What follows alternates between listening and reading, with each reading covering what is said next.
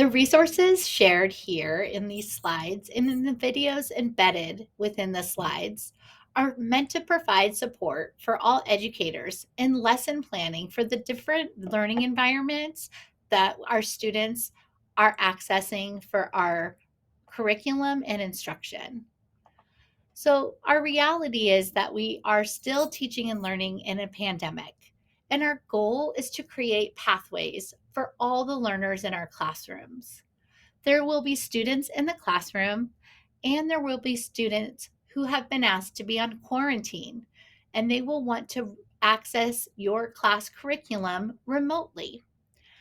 In the next few demonstrations, I'm going to share some strategies for how to create a clear and simple pathway for your students in both environments to learn from your instruction. To begin, during this time, it's really important to support our entire community when anyone is exposed to COVID-19. And the protocols that we need to follow are shared here and linked on this slide. Next, let's look at an overview of recommendations. Now, the teacher is the designer in the classroom, so please use the recommendations that work best for you and in the ways that work best in your classroom with the students that you're working with. The first recommendation is to utilize Schoology to post daily assignments for students at home to access classwork and homework. If this is a routine that is built in for students already, when you have students remotely at home and in the classroom, this will be a really simple transition because students at home can easily access the assignments and know what they are missing in the classroom through Schoology.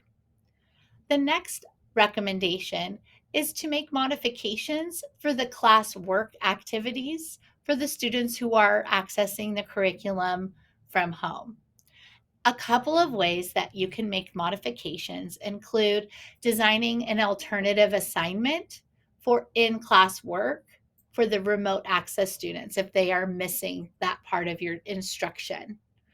Or perhaps you're going to provide access to the content in a different way rather than what was provided in the classroom, or in the same way that it's provided in the classroom via recorded video, multimedia, or online curriculums.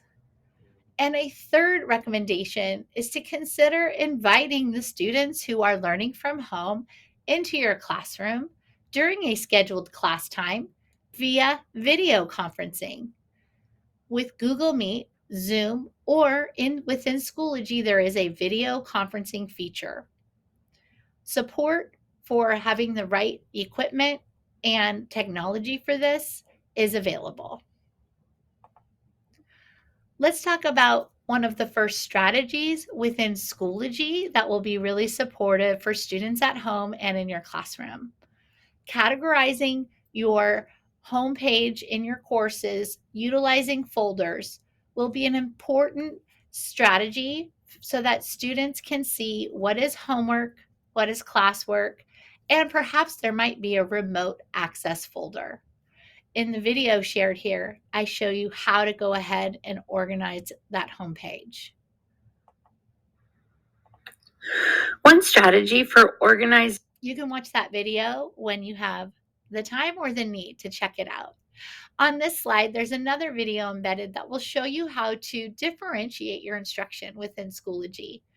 What that means is within a folder or within an assignment, there is a way for teachers to just assign work to individual students, not the entire class. If this strategy is something that will help you, go ahead and watch that video on how to do it.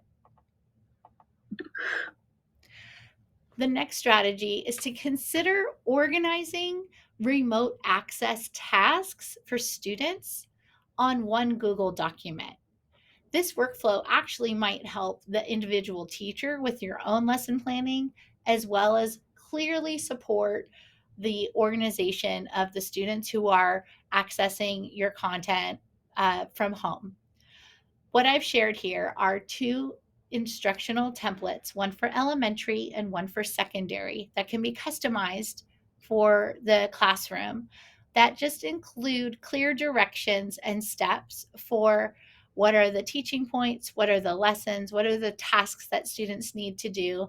And some strategies are shared in the video for how to have conversations and interact in one place with your students at home so that you are avoiding long lists of email questions and things like that.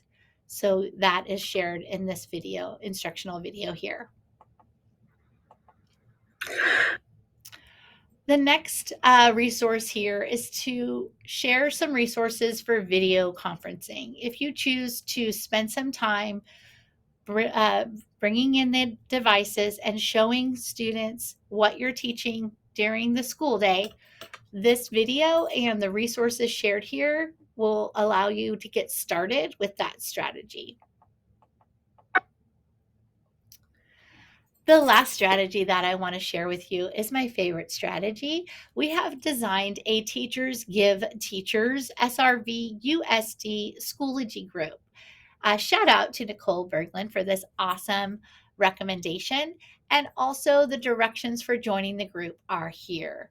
Once you join the group, invite all of your friends to join the group.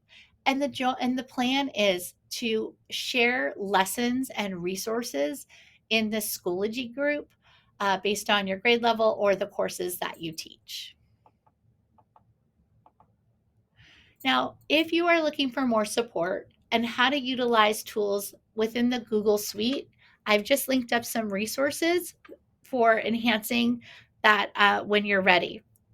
I know that there are a lot of uses for all the Google tools, but there's some training center resources that I just wanted to share with you here if that's something that you're interested in. The other resource that I'm sharing with you are these instructional tools connected to the curriculum and instruction website. All of the tools featured here are district-wide premium subscriptions. Some of them integrate with Schoology, some of them do not. Not all of the integrations have happened quite yet, but as things are updated, this is a page that you can come back to and check when you're ready to try out some of those integrations. And finally, I wanted to leave you with an informational page on who to contact if you have specific questions. So all of that is shared on this last page. As always, thank you so much for everything that you do. Please reach out via email, call, or text, and we are all in this together.